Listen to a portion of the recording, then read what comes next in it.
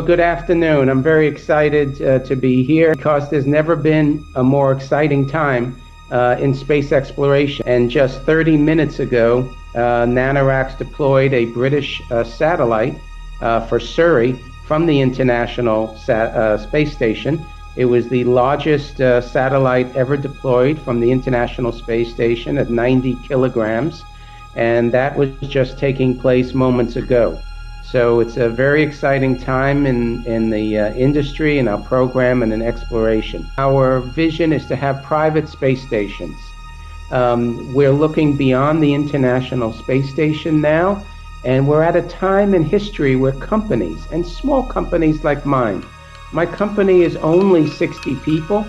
That's either a big amount, because we started a few years ago with 3 of us, or it's a small amount because we're not like Airbus or Boeing or Thales Alenia.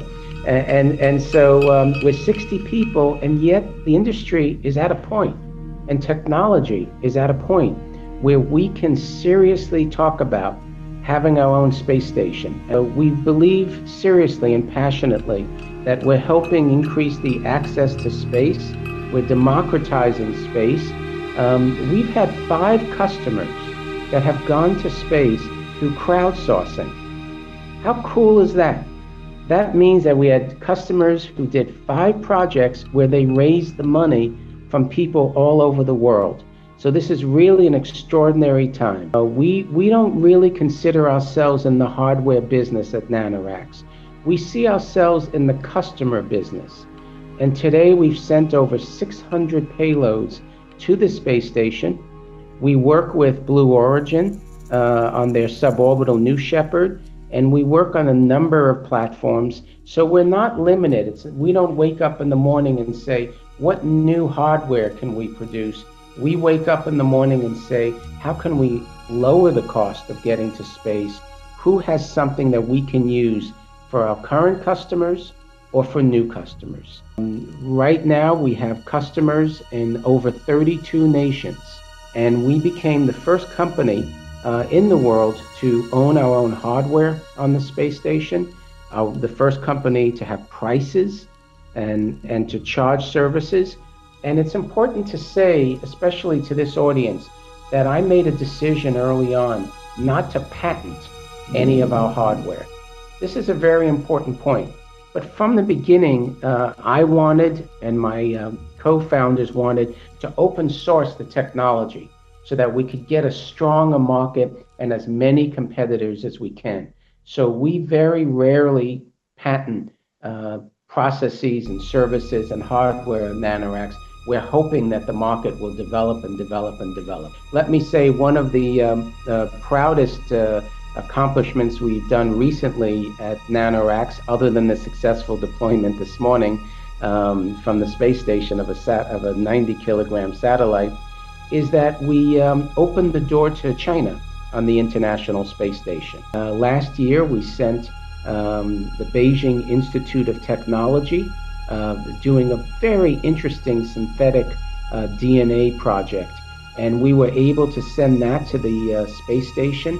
And it's the first commercial Chinese customer on the space station. We don't want a closed market. We want a very open market in space. We want international cooperation. We want people all over the world to be able to access to space. One of the key points that we have is to have standardized hardware, because that lowers the cost. And in the old days, 10 years ago, researchers would build custom hardware, beautiful, beautiful hardware, and it would cost €1 million at the very least. And so we and Ice Cubes and Space Tango are working on miniaturizing and standardizing the hardware, and that lowers the cost. That's a very important part as you look for your ideas and you look for things you want to do in space. Try not to come up with very sophisticated, very complex hardware. Not only is it expensive, but it's very difficult to get new projects through the safety process of the European Space Agency, NASA, the Japanese Space Agency, the Russian Space Agency. It's very difficult. And so the more simple the hardware, the easier it is to get it through the safety process. We have customers, as I mentioned, all over the world.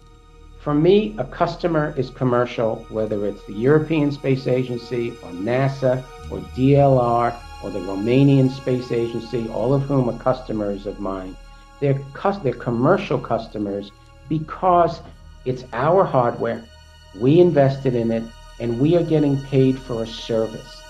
So we're trying to create a commercial ecosystem. And it doesn't matter if my customers are government or pharmaceutical companies or educational. Our two major projects. The first, NanoRacks is building the world's first airlock, commercial airlock on the International Space Station. Right now there is an airlock, a cargo airlock, and it's used by JAXA, the Japanese Space Agency. And we're building one that's 5 times the size. And it's completely self-funded. It's a perfect example of the era that we have in our industry today in exploration, where a small company is self-funding to do a big new project on the space station. And our partners are Italian, our partners are American, our customers are going to be NASA, European Space Agency, satellite companies. We're going to have Wi-Fi. We're going to have ability to attach things on the outside of the airlock. And so this is a very exciting project, and we're scheduled we're manifested on SpaceX 19 in 2019. What we're working on now is private space stations. And a lot of people are looking at building new hardware on the ground and one day launching it to space, whether it's a hotel or a research laboratory. And so what we're looking at is an old dream of everybody in the space business, and that is recycling and repurposing spent fuel tanks, the second stage.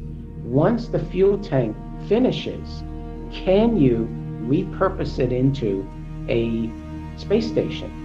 And we did a 5-month study with NASA last year, and to NASA's surprise, to my surprise, it turns out that you can with modern day robotics.